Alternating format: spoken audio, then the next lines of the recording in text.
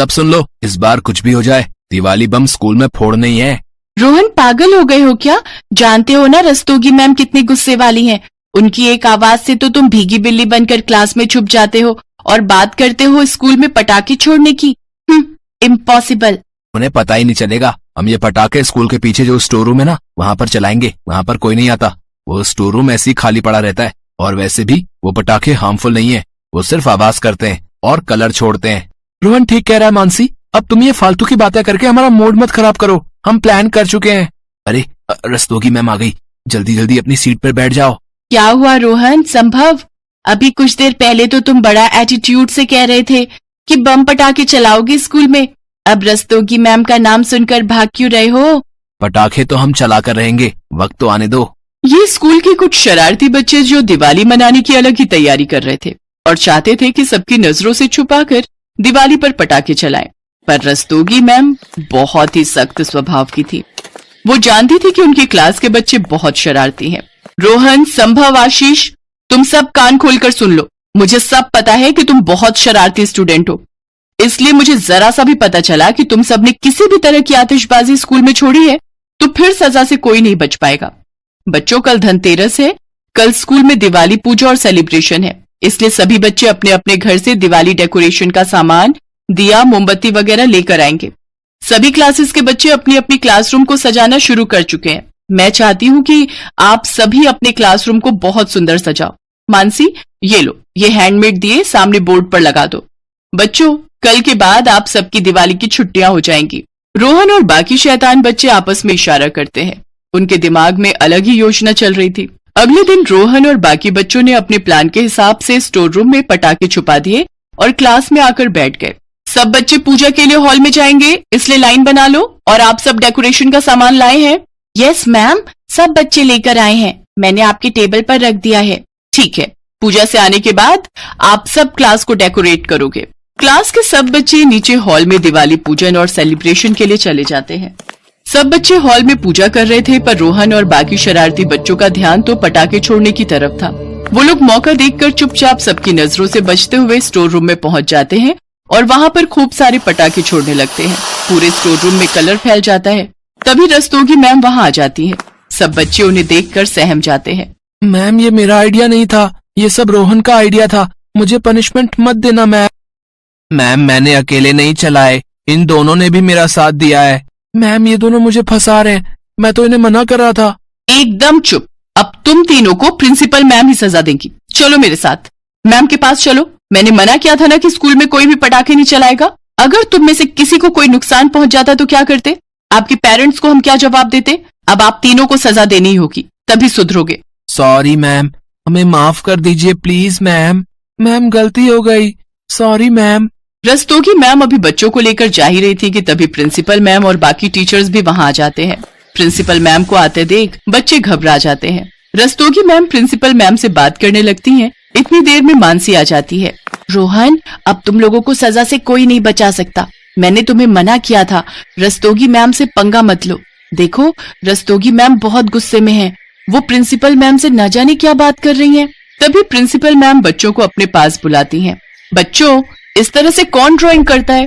तुमने तो अपने सारे कपड़ों पर कलर लगा लिया, आगे से ध्यान रखा करो। रस्तोगी मैम कह रही थी कि तुम सब बच्चों ने दिवाली की बहुत अच्छी पेंटिंग्स बनाई है। अब तो छुट्टी का टाइम हो रहा है। आफ्टर वेकेशंस मैं तुम्हारी सबकी दिवाली की पेंटिंग देखूंगी। ओके बच्चों, enjoy your holidays and happy Diwali. Rohan, संभव और आशीष कुछ देर के लिए तो दंग रह गए। रस्तोगी मैम ने प्रिंसिपल मैम से उनकी शिकायत की ही नहीं। रस्तोगी मैम प्रिंसिपल मैम के साथ चुपचाप वहां से चली गई। कुछ देर बाद सब बच्चे अपना बैग उठाने के लिए क्लासरूम में आते हैं। तभी रस्तोगी मैम अपनी सीट पर बैठी हुई थी। रोहन, संभव और आशीष उनके पास जाते हैं। सॉरी मैम, हम प्रॉमिस करते हैं आगे से आपको ऐसी किसी भी शिकायत का मौका नहीं देंगे। Sorry ma'am, sorry ma'am. It's okay, अब छुट्टियां एंजॉय करो और सेफ दिवाली मनाओ। ओके, और एक बात, दिवाली की छुट्टियों में दिवाली की पेंटिंग जरूर बनाना। प्रिंसिपल मैम तुम तीनों की दिवाली के बाद वो पेंटिंग जरूर देखेंगी। चलो, अब छुट्टी हो गई है, सब बच्चे अपने अपने घर जाओ। हैप्पी दिवाली। सब बच्चे खुशी खुशी घर चले जाते हैं। रस्तोगी मैम एक सख्त टीचर तो जरूर थी, पर कभी कभी बच्चों को उनकी गलती के लिए समझाना सजा देने से बेहतर होता है। और ये बात रस्तोगी मैम जैसी समझदार टीचर को बखूबी पता थी। रोहन, संभव और आशीष उस दिन के बाद कोई शरारत नहीं करते। वो अपने अपने घरों में सेफ दिवाली भी मनाते हैं और बहुत सुंदर पेंटिंग्स भी तैयार करते हैं। दिवाली की छुट्टियों के बाद जब वो अपनी पेंटिंग्स बनाकर लाते हैं तो रस्तोगी मैम समझ जाती हैं कि उनकी क्षमा और सीख व्यर्थ नहीं गई। पलक काले रंग वाली लड़की थी, जिस वजह से उसके स्कूल में हर कोई उसके काले रंग को लेकर उसे चिढ़ाता था, खासकर उसकी अपनी क्लास की टीचर और बच्चे। पलक, तुम लाइन में सबसे पीछे खड़ी हो जाओ, और टीना सांची, तुम कुछ सुंदर लड़कियां आगे आ जाओ। प्रिंसिपल मैम का ऑर्डर है, हमारे स्कूल के बेस्ट बच्चों का फोटो स्कूल मैगजीन में छपेगा, इसलिए मैं चाहती हूँ मेरी क्लास के बच्चों का फोटो ही मैगजीन में छपे। पर मैम, ये पलक तो बहुत काली है, पूरी फोटो इसी से खराब हो रही है। मैम, ऐसा नहीं हो सकता, हम इस पलक को इस फोटो में से हटा दें। नहीं बच्चों, अगर ऐसा हो सकता तो ये काम सबसे पहले मैं ही कर देती। मैं खुद नहीं चाहती ये काली स्टूडेंट मेरी क्लास में भी रहे। मैम, मैं पानी पीने जाऊं? हाँ जाओ, मेरे सिर पर खड़ी मत रहो, और हो सके तो थोड़ा पानी से मुंह धोकर भी आ जाना, शायद तुम्हारा काला रंग चेहरे से उतर जाए और फोटो थोड़ी अच्छी आ जाए। टीचर की और बच्चों की बातों को सुनकर पलक रोती हुई वॉशरूम की तरफ चली जाती है और वहां जाकर फूट फूट कर रोने लगती है। पलक के माता पिता दोनों नौकरी करते थे और बड़ी मेहनत से पैसे कमाकर उन्होंने पलक का अंग्रेजी मीडियम में एडमिशन करवाया था। इसलिए पलक अपने माता पिता से कभी भी अपना दुख नहीं कहती थी। पलक को दौड़ने का बहुत शौक था। वो रोजाना सुबह स्कूल जाने से पहले दौड़ने का अभ्यास करती थी, पर वो जब भी अपनी टीचर से स्कूल में दौड़ प्रतियोगिता में भाग लेने के लिए कहती थी तो उसकी टीचर उसे साफ मना कर देती थी और बच्चे उस पर हंस देते थे। तू दौड़ेगी? अपनी शक्ल देखी है कभी शीशे में?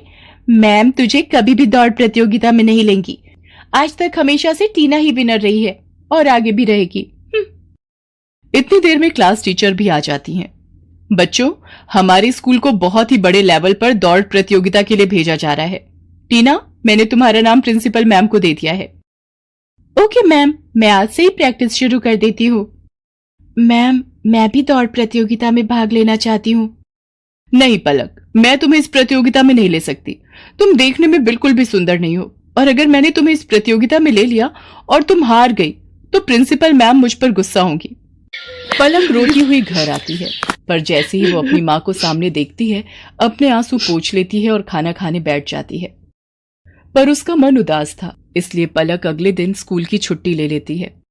उसे पता था कि वो स्कूल जाएगी तो और बच्चों को प्रतियोगिता में जाता देख उसका मन दुखेगा। अरे पलक बिटिया, आज तो स्कूल नहीं जा रही? नहीं माँ, आज बस थोड़ा सिर में दर्द है, इसलिए घर पर आराम करूंगी। कोई बात नहीं पलक बिटिया, तू तो रोजाना ही स्कूल जाती है, आज छुट्टी कर ले और आराम करना। एक काम करो, आज तुम चले जाओ, मैं पलक के पास ही रुक जाती हूँ। उसे किसी चीज की जरूरत होगी तो बना दूंगी। ठीक है, फिर मैं अकेला ही काम पर चला जाता हूँ। पलक की माँ उसके पास ही घर पर रुक जाती है। पलक सो रही थी और उसकी माँ काम कर रही थी। इतनी देर में दरवाजे पर कोई आता है। जी, मेरा नाम रामलाल है, मैं पलक बिटिया के स्कूल का चपरासी हूँ। मुझे वहाँ की प्रिंसिपल मैम ने भेजा है। उन्होंने तुरंत ही पलक को स्कूल बुलाया है। वो किसी दौड़ प्रतियोगिता में जाना है, शायद यही बात हो रही थी। पलक को, पर उसकी तो अभी तबीयत। रामलाल भैया, आप मैम को बोल दो मैं अभी तैयार होकर स्कूल पहुंचती हूँ। दौड़ प्रतियोगिता का नाम सुनकर मानो पलक के दिमाग में कौन सी फुर्ती आ गई कि वो जल्दी से तैयार होकर स्कूल पहुंच गई। अच्छा, तो तुम पलक हो बेटा, हमें तुम्हारी बहुत जरूरत है और इस स्कूल को भी। टीना जो तुम्हारी क्लास की है वो इस प्रतियोगिता में भाग नहीं ले सकती। उसके पैर में चोट आ गई है, इसलिए डॉक्टर ने उसे दौड़ने के लिए मना किया है। हम चाहते हैं कि तुम अपने स्कूल के लिए इस प्रतियोगिता में हिस्सा लो और जीत कर ही लौटो। मैम, मैं आपसे वादा करती हूँ, मैं इस प्रतियोगिता में जीत कर ही लौटूंगी। पलक, मुझे माफ कर दो बेटा, मैंने एक टीचर होकर भी तुम्हारे साथ कितना गलत व्यवहार किया। पर आज जब हमारी क्लास की और स्कूल की इज्जत का सवाल है तो हमें तुमसे बेहतर दौड़ प्रतियोगिता के लिए कोई बच्चा नजर ही नहीं आया। मैं जानती थी कि तुम रोजाना सुबह दौड़ने का अभ्यास करती हो, इसीलिए मुझे तुम्हारा नाम सबसे पहले याद आया। मेरी शुभकामनाएं तुम्हारे साथ हैं। पलक, देखना, तुम इस प्रतियोगिता में जीत कर ही लौटोगी। Thank you ma'am, thank you so much. मैं आपसे वादा करती हूँ मैं इस प्रतियोगिता में जरूर जीतूंगी। पलक की क्लास के सब बच्चे भी उसे शुभकामनाएं देते हैं और पलक पूरे जोश के साथ दौड़ प्रतियोगिता में हिस्सा लेती है और जीत कर लौटती है। उसकी प्रिंसिपल मैम और क्लास टीचर उसे इनाम में ट्रॉफी देकर सम्मानित करती हैं। ट्रॉफी लेकर पलक घर पहुंचती है। प्रतियोगिता जीतने की खुशी पलक के माता पिता उसके चेहरे पर साफ साफ देख रहे थे। उस दिन के बाद से पलक को कभी भी कोई भी उसके काले रंग के लिए नहीं बोलता था, बल्कि सब उसकी बहुत तारीफ करते थे। Best buddies. Hello friends, thanks for watching this video. अगर आपको ये वीडियो पसंद आया है तो प्लीज लाइक, सब्सक्राइब, कमेंट्स करें इस वीडियो पर और हाँ, शेयर करना भी ना भूलें। और भी मजेदार वीडियो देखने के लिए नीचे दिए गए बेल आइकॉन को दबाएं। देखते रहिए बेस्ट बडीज। पता है, सुंदरनगर में हर कोई मेरे पकौड़ों का दीवाना है। सबको मेरे पकौड़े बहुत पसंद आते हैं। क्या हुआ? रुको, आज ये हाथ नहीं रुकेंगे मैडम। बोलो मैडम, आज के बाद किसी बच्चे को टॉर्चर करोगी, उसे मारोगी? आज के बाद अगर किसी को भी आपने परेशान किया तो आपके लिए अच्छा नहीं होगा। नहीं नहीं नहीं नहीं, मुझे माफ कर दो, मैं आपसे किसी को कुछ नहीं कहूंगी, मुझे माफ कर दो बच्चों। उस दिन के बाद नीलम मैडम सब बच्चों के साथ बहुत अच्छे से पेश आने लगी और खासकर पल्लवी से। उसे अब वो कभी कुछ नहीं कहती। पल्लवी के लंबे हाथों की वजह से आज सब बच्चों को नीलम मैडम के अत्याचारों से मुक्ति मिल चुकी थी।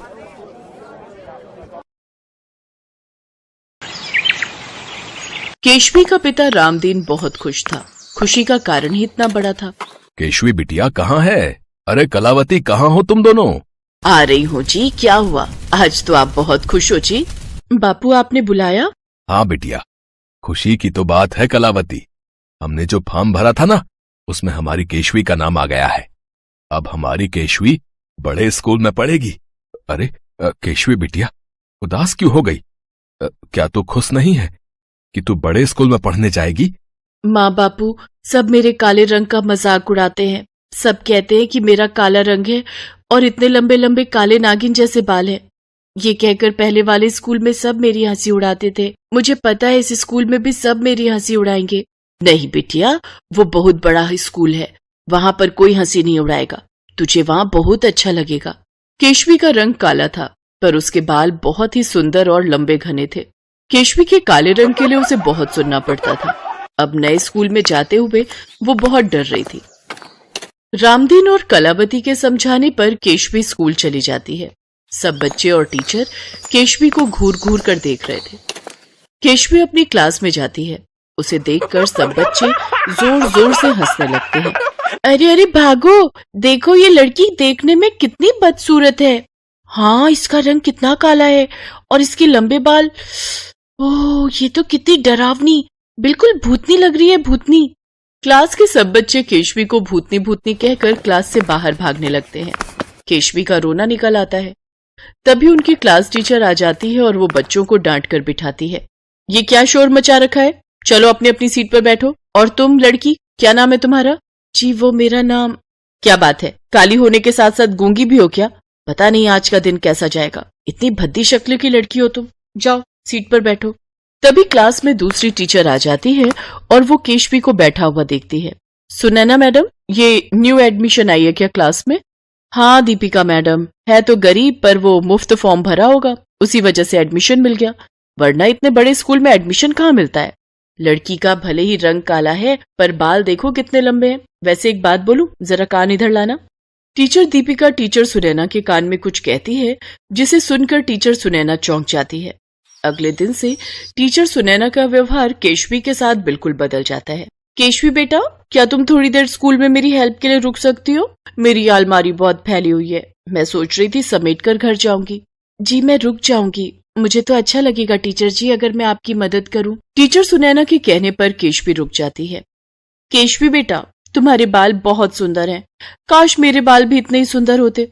देखो मुझे बहुत सुंदर चुटियां बनानी आती है, तुम बैठो, मैं तुम्हारी सुंदर सी चुटियां बनाती हूँ। केशवी की खुशी का ठिकाना नहीं था। आज उसकी क्लास टीचर उस पर इतना प्यार बरसा रही थी। टीचर उसे कुर्सी पर बैठा देती है और उससे प्यार से बात करती है और चालाकी से चुपचाप उसकी चोटी के थोड़े से बाल काट लेती है। केशवी को इस बारे में पता ही नहीं चलता। केशवी खुश हो जाती है क्योंकि उसकी टीचर उसके साथ बहुत अच्छे से बात करने लगी थी। केशवी रोजाना ही किसी न किसी काम के लिए अपनी टीचर के साथ रुक जाती थी। अब तो उसकी टीचर ने उसे क्लास मॉनिटर भी बना दिया था। केशवी के माता पिता भी इस बात से संतुष्ट थे कि केशवी का अपने स्कूल में मन लग गया है, पर धीरे धीरे केशवी के बाल छोटे होने लगे। एक दिन केशवी सिर धोकर बाहर निकली तो कलावती उससे बोली, केशवी, तेरे बाल इतने छोटे कैसे हो गए? तूने तो कटवाए भी नहीं, दिखा तो जरा, कहीं किसी सहेली ने तो नहीं काट दिए? पता नहीं माँ, मैंने तो कोई बाल नहीं कटवाए, फिर छोटे कैसे हो गए मुझे नहीं पता। नहीं, किसी ने मेरे बाल नहीं काटे माँ। अरे कलावती, तुम भी बेकार में बच्ची को परेशान कर रही हो। अब उसका स्कूल में मन लगा है तो तुम इन बालों के पीछे पड़ जाओ। अरे बाल तो घर की खेती है, जब मर्जी बढ़ा लो, जब मर्जी कटवा लो, और फिर टूट भी तो जाते हैं मौसम के अनुसार। जा बिटिया जा, तू तैयार होकर स्कूल जा। कलावती भी ये सब बातें सोचकर चुप हो जाती है, पर टीचर सुनैना का लालच बढ़ता ही जा रहा था। एक दिन उसने बहाने से जब केशवी को रोका तो कुछ ज्यादा ही बाल काट दिए और केशवी की नजर कैंची पर पड़ गई। केशवी रोने लगी। मैम, आपने मेरे बाल काट दिए। इसका मतलब मेरे बाल तभी छोटे हो रहे थे क्योंकि आप रोजाना बहाने से मेरे बाल काटती थी। पर क्यों? मैं सबको बता दूंगी कि आपने ही मेरे बाल काटे हैं। तभी टीचर दीपिका भी वहीं आ जाती है। अरे मैडम सुनैना, इस लड़की की इतनी लंबी जुबान, ये तो हमारी पोल खोल देगी। अरे कैसे पोल खोल देगी मैडम दीपिका, ये जानती नहीं है हम कौन है। ए लड़की, अगर तूने किसी को भी इस बारे में कुछ भी बताया तो तुझे स्कूल से निकलवा दूंगी, समझी? और फिर तुझे किसी भी स्कूल में एडमिशन नहीं मिलेगा। चुपचाप हमें तेरे बाल काटने दे। केशवी घबरा जाती है, वो कुछ भी नहीं बोल पाती। वो रोती हुई एक सुनसान सड़क पर चलती जाती है। उसे खबर ही नहीं थी कि वो घर के रास्ते नहीं बल्कि जंगल के रास्ते पर चली गई है। वो एक पेड़ के नीचे बैठकर रोने लगती है। अब मैं क्या करूं? मेरी सारे बाल टीचर ने काट दिए। अगर मैंने किसी से कुछ भी कहा तो वो मुझे स्कूल से निकाल देगी। फिर माँ और बापू कितने दुखी होंगे। पर मेरे बाल अगर कट गए तो मैं बिल्कुल गंजी हो जाऊंगी। मैं क्या करूं? मुझे कुछ समझ नहीं आ रहा। कौन मेरी मदद करेगा? तभी वहां पर एक सुंदर सी परी प्रकट होती है। मैं तुम्हारी मदद करूंगी। मैं एक जादुई परी हूँ। मैं तो जंगल में भ्रमण कर रही थी, पर तुम्हारी रोने की आवाज सुनी तो मैं यहाँ आ गई। बोलो, तुम्हें क्या परेशानी है बेटी? केशवी उस परी को अपनी सारी दुख भरी बात बताती है। परी केशवी के सिर पर हाथ रखती है तो केशवी के बाल पहले जैसे लंबे और घने हो जाते हैं। ये देखकर केशवी बहुत खुश होती है, पर एकदम से उदास हो जाती है। उदास मत हो केशवी बेटा, अब जो भी तुम्हारे बाल काटने की कोशिश करेगा वो गंजा हो जाएगा, और जब तक वो सच्चाई नहीं बताएगा उसके बाल वापस नहीं आएंगे। यही सजा तुम्हारे बाल काटने वाले को मिलेगी। अब तो खुश हो ना? आप कितनी अच्छी हो परी माँ। तुम भी तो बहुत प्यारी बच्ची हो केशवी।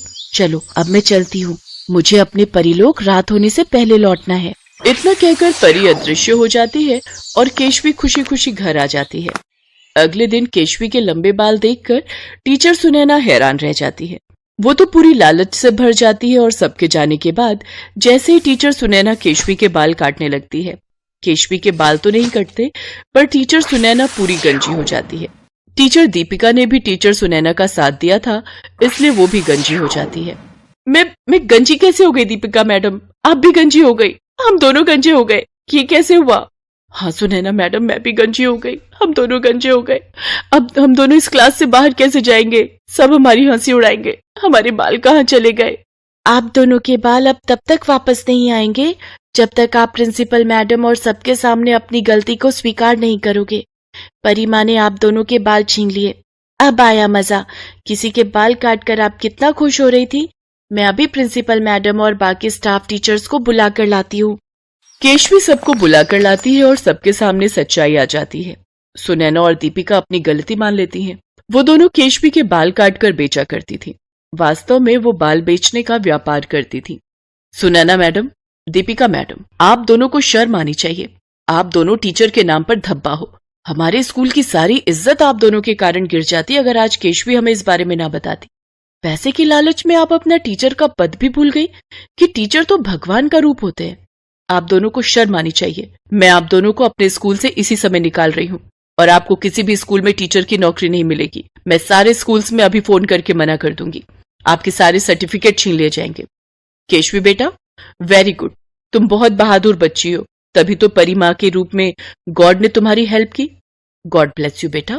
टीचर सुनैना और टीचर दीपिका के बाल तो वापस आ जाते हैं, पर उनका टीचर का पद उन्हें वापस कभी नहीं मिलता। उनकी सारी डिग्रियां छीन ली जाती हैं। आज वो अपने किए पर बहुत पछता रही थी।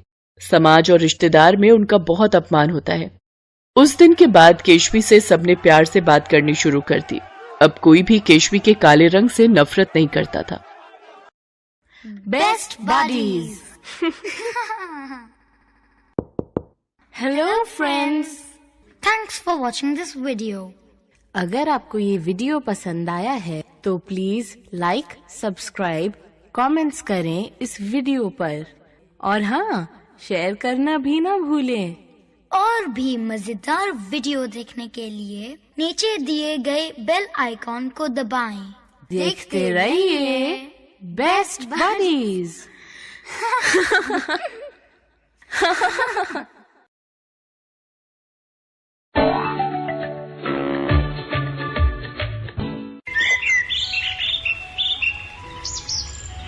यशोदा देवी के दो बेटे थे, किशन और मदन। किशन गांव में ही रहता था, जबकि मदन अपनी पत्नी और बच्चों के साथ शहर में रहता था। छठ पूजा का त्योहार आने वाला था। किशन ने अपने भाई मदन को फोन मिलाया। अरे कैसा है मदन? सीमा और बच्चे कैसे हैं? ठीक हूँ भैया, बस आजकल तो कारखाने की छुट्टियां चल रही हैं। अब तो छठ पूजा के बाद ही कारखाना खुलेगा। दिवाली के त्योहार के कारण काम का जितना था नहीं। और आप बताओ, माँ कैसी है, भाभी बच्चे? सब बढ़िया। मैंने इसलिए तुझे फोन किया है, माँ को मत बताना कि मैंने फोन किया है। माँ का बहुत मन था कि इस बार सीमा गांव में ही छठ पूजा का व्रत करे। बहुत समय भी हो गया सबसे मिले। एक काम कर, तू इस बार छठ पूजा पर गांव ही आ जा, माँ को बहुत अच्छा लगेगा। ठीक है भैया, अब तुमने कहा है तो मेरा भी मन गांव आने को कर रहा है। मैं सीमा से बात करता हूँ और माँ को सरप्राइज दे दूंगा, ये ठीक रहेगा। हाँ, तू चिंता मत कर, मैं माँ को कुछ नहीं कहूंगा। तू अपने आप आना, तो माँ तुम्हें अचानक देखेंगी तो खुश हो जाएंगी। और फिर मदन ने पत्नी और बच्चों के साथ छठ पर्व पर गांव जाने का प्रोग्राम बना लिया। जब वो लोग अचानक से पहुंचे तो यशोदा देवी की खुशी का ठिकाना नहीं था। आखिर बेटा, बहू, पोता पोती बहुत दिनों बाद जो मिल रहे थे। बस भाभी, बैगन का चोखा इतना स्वादिष्ट बना है ना कि आनंद आ गया। कुछ भी कहो भाभी, गांव की सब्जी और फलों में अलग ही बात है। हमारे शहर में इतना स्वादिष्ट बैंगन का चोखा मैं बना ही नहीं पाती, जितनी मर्जी कोशिश कर लूं। यहाँ के मसाले में, सब्जियों में अलग ही खुशबू है। नहीं, ऐसी बात नहीं है। तुम भी बहुत स्वादिष्ट बनाती हो। वो कभी कभी जब हम अपने हाथों का खाकर ऊब जाते हैं ना, तो हमें दूसरों के हाथ का भोजन अच्छा लगता है। इसी बात पर एक रोटी और ले लो। तुम लोगों ने अचानक से आकर जो मुझे खुशी दी है ना बेटा, मैं बता नहीं सकती। दादी, मुझे गांव घूमना है। दादी, मुझे भी गांव घूमना है। अरे बच्चों, चिंता मत करो। छठ पूजा पर हम पूरा गांव घूमेंगे। नदी घाट पर जाएंगे, वहाँ मेला लगता है, खूब घूमेंगे। चलो मुन्नी बिट्टू, मैं तुम्हें अपने खिलौने दिखाती हूँ। आओ बिट्टू, मैं तुम्हें अपना बैट बॉल दिखाता हूँ। चलो, बच्चे तो खेलने में मस्त हो गए। अच्छा माँ, बता दो छठ पूजा के लिए क्या क्या सामान लाना है? मैं और मदन बाजार जा रहे हैं तो लेते आएंगे। राधा बहू, तुम बता दो एक बार क्या क्या लाना है, और सीमा बहू भी सब कुछ देख लेगी कि गांव में छठ पूजा कैसे होती है। हर साल तो शहर में ही होती है ये, इसलिए छठ पूजा इस बार गांव की भी देखो बहू। जी माँ। छठ पूजा के लिए सारा सामान आ जाता है। सीमा हैरान रह जाती है कि शहर में तो ज्यादातर सामान बना बनाए ही मंगवाया जाता था, पर यहाँ पर तो पूरे पारंपरिक तरीके से छठ पूजा के लिए एक एक चीज घर पर बनाई जा रही थी। देखो सीमा, चना दाल, कद्दू की सब्जी, ठेकुआ चावल का भात, खीर, सब कुछ घर पर बनेगा। माँ, ये बांस के सूप, टोकरी, फल भी ले आए हैं। क्या हुआ सीमा, क्या देख रही हो? यही सोच रही हूँ कि यहाँ तो मुझे कितना कुछ देखने और सीखने को मिल रहा है, पर शहर में तो मैं बिल्कुल अकेली होती थी। मन ही नहीं लगता था। 3 दिन अकेले बहुत बोर हो जाती थी। कुछ भी कहो, त्योहार अपनों के साथ मिलकर जो खुशी देते हैं ना, वो खुशी अकेले नहीं मिलती। अपनी सास और जेठानी से सीमा को इतना प्यार मिलता है कि वो खुशी से भावुक हो जाती है। 3 दिन तक सीमा सबके साथ छठ पूजा के व्रत को नियम से करती रही। सुबह शाम भगवान सूर्य को अर्घ्य देने के लिए वो लोग नदी घाट पर जाते थे। व्रत के आखिरी दिन जब सब लोग सुबह के समय घाट पर पहुंचे तो सूर्य उगने की प्रतीक्षा करने लगे। पहले जब हम व्रत रखा करते थे ना बहू, तो मेरी जेठानी, देवरानी, पड़ोसन सब हम मिलकर छठ पूजा के लिए 3 बजे घाट पर आकर बैठ जाते थे। लंबी लाइन लगती थी उस समय। माँ जी, आपको फिर भूख प्यास लगती थी जब आप छठ पूजा का व्रत करते थे? नहीं बहू, पता ही नहीं चलता था। 3 दिन तैयार होना, श्रृंगार करना, भजन कीर्तन करना, दिन ऐसे ही बीत जाते थे कि भूख प्यास की सुध ही नहीं रहती थी। अच्छा, बहू बेटे शहर से आए हैं इस बार छठ मनाने के लिए? हाँ शांति बहन, बहू बेटे कहाँ हैं तुम्हारे? अरे घाट के दूसरी तरफ पूजा कर रहे हैं। मेरे से इतना चला नहीं जाता तो थक कर यहीं बैठ गई। कब आए ये लोग? नमस्ते चाची जी, हम लोग परसों आए थे। बच्चों ने कहा कि माँ चलो, तुम भी घाट पर, तो साथ आ गई। बस सूर्य देवता का इंतजार हो रहा है, वो दर्शन दे तो बहुएं पूजा कर लेंगी। हाँ, बहू भी वही इंतजार कर रही है। भीड़ भी बहुत है। चलो अच्छा है, हर बार शहर की छठ पूजा देखते हो, इस बार गांव की देख रही हो। सब लोग बातें करते रहे। सीमा को, बच्चों को गांव का माहौल बहुत अच्छा लग रहा था, पर अचानक मौसम बदल गया। तेज हवाएं चलने लगी। सब लोग वहीं खड़े रहे, कोई भी अपनी जगह से नहीं हटा। देखा सीमा, अगर शहर में ऐसा आंधी तूफान होता तो अब तक सब लोग पीछे हट गए होते। गांव में यही तो है, अगर पूजा करनी है तो पूरे विश्वास के साथ करनी। कोई भी नहीं घबराता इस आंधी तूफान से, क्योंकि यहाँ के लोगों को ऐसे मौसम को झेलने की आदत होती है। आप बिल्कुल सही कह रहे हो। सचमुच विश्वास पर ही तो दुनिया कायम है। थोड़ी देर बाद मौसम ठीक हो जाता है, सूर्य भगवान के दर्शन हो जाते हैं। सीमा अपनी जेठानी राधा के साथ पूजा के लिए सामान निकाल रही थी। अचानक उसने देखा कि सब बच्चे तो हैं, पर बिट्टू कहीं दिखाई नहीं दे रहा था। सब लोग घबरा जाते हैं। सीमा का रो रो कर बुरा हाल था। सुनो जी, बिट्टू कहाँ चला गया? घबराओ नहीं बहू, ये गांव है। यहाँ अगर कोई बच्चा खो जाता है तो कहीं नहीं जाता, किसी न किसी को मिलेगा तो वो ले आएगा। धैर्य रखो, छठी मैया से और सूर्य भगवान से प्रार्थना करो कि हमारा बिट्टू हमें मिल जाए। मदन, तू उस तरफ जा, मैं इस तरफ जाता हूँ। जरूर वो झूले के पास गया होगा। सब लोग बिट्टू को ढूंढने लगते हैं। सीमा और राधा भगवान सूर्य और छठ मैया से प्रार्थना करती हैं। तभी 2 आदमी बिट्टू को लेकर आ जाते हैं। किशन और मदन भी तब तक आ चुके थे। सब लोग बिट्टू को देखकर खुश हो जाते हैं। सीमा एकदम से बिट्टू को गोदी में ले लेती है। घबराइए नहीं बहन जी, बच्चे ने हमें बताया कि ये यशोदा जी का पोता है, तो हम लोग पहचान गए। हमें पता था आप लोग घाट पर ही होंगे। अरे किशोर, रघु, तुम दोनों? किशोर, रघु, बिट्टू तुम्हें कहाँ मिला? रघु ने और मैंने मिलकर इस बार मेले में झूला लगाया। बिट्टू हमें झूला झूलने के लिए कह रहा था, पर आसपास इसके माता पिता को देखा नहीं, तो हमें चिंता हुई। एक लड़के को खड़ा करके झूला के पास हम दोनों इसे यहाँ ले आए। जब इसने अपनी दादी का नाम यशोदा देवी बोला और अपने ताऊजी का नाम किशन बोला, तो हम पहचान गए कि ये आपके घर का ही लड़का है। आपका बहुत बहुत शुक्रिया भाई साहब। किशोर, रघु, तुम दोनों ने सचमुच आज हमारे घर के लिए जो किया है वो तारीफ के काबिल है। माताजी, ये तो हमारा फर्ज था है? और छठ मैया और भगवान सूर्य के होते हुए बिट्टू को कैसे कुछ हो सकता था? यहाँ पर सब छठ पूजा के लिए आए हैं, इसलिए सबकी सुरक्षा रखना हमारा फर्ज है। अच्छा माताजी, अब हम चलते हैं। गांव वालों का इतना अच्छा स्वभाव देखकर सीमा हैरान रह जाती है। बिट्टू सही सलामत मिल गया। वो छठ मैया और भगवान सूर्य को धन्यवाद कहती है। भगवान सूर्य और छठ मैया के आशीर्वाद से छठ पूजा बहुत धूमधाम से संपन्न होती है। उसके बाद खुशी खुशी कुछ दिन अपने परिवार के साथ गांव में रहकर सीमा और मदन शहर लौट आते हैं।